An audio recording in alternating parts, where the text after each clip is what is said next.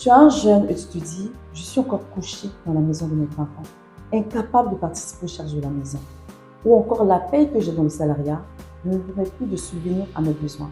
J'ai bien envie de me lancer dans l'entrepreneuriat, mais je ne sais pas comment m'y prendre. Je ne sais pas par quoi commencer.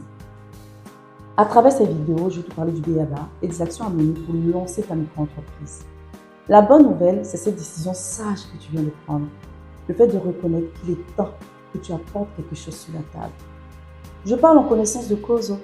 Il y a certains qui ont 30, 40 ans, qui vivent encore dans la maison de leurs darons. Quand tu les vois, tout ce qu'ils savent faire, c'est de zapper toutes les chaînes de la télévision. Même une boîte d'allumettes qui ne peuvent pas payer. Anyway, revenons à notre sujet.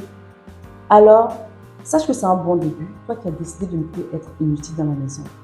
Mais je veux aussi te faire comprendre que pour adopter cette pratique de ce métier, on ne se lève pas comme ça d'un bon matin.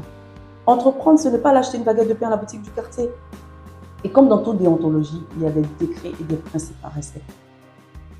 Alors la première chose, c'est que la loi du game de l'entrepreneuriat exige que tu aies une certitude absolue de vouloir emprunter cette voie. Ah oui, parce que elle est très souvent tortueuse. Il faut être prêt mentalement, financièrement et physiquement.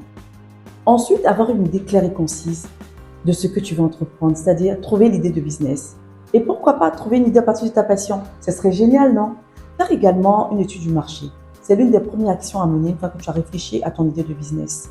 Il s'agira de collecter un grand nombre d'informations, de données et d'enquêter sur la faisabilité de ton projet, l'offre et la demande. Ça va t'aider à mieux comprendre le potentiel du marché, les besoins, les difficultés, la concurrence et si ta cible est prête à payer pour le service que tu donnes. Après ton étude de marché, vient l'élaboration de ton plan d'affaires, l'arme vitale des entrepreneurs. Malheureusement, beaucoup d'entrepreneurs lancent leur activité sans passer par cette case. Je ne te dis pas, moi-même j'ai fait ça. Mais c'était à mes tout débuts, il ne faut pas que je te mente. Mais c'était mon grosse erreur. Après, on s'étonne qu'on n'a ni financement ni accompagnement. Entrepreneur débutant, ça urge que tu sois structuré. Ton futur partenaire qui va injecter son argent a besoin de voir clair dans ton affaire. Un business plan représente la carte d'identité de ton entreprise. C'est une feuille de route qui va t'accompagner tout au long de ton activité.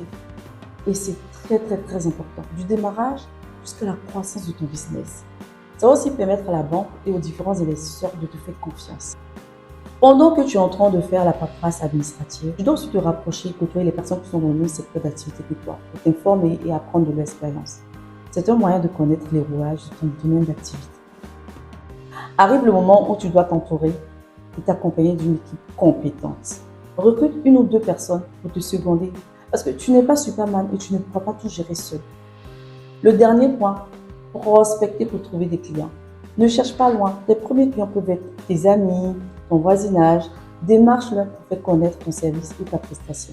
Mais attention, sois ferme pour les paiements parce qu'il ne faut pas que ça soit comme dans la série Les Boubou Diouf. Les consultations familiales, c'est zéro. Donc, fais gaffe pour ne pas couler ton business dès sa naissance avec les crédits de connaissances et amis. Bien sûr qu'il y a d'autres possibilités de te faire connaître et d'avoir des clients. Si Dieu le veut, je te partagerai dans d'autres vidéos.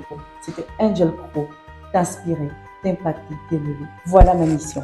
Je te fais plein de bisous et à bientôt.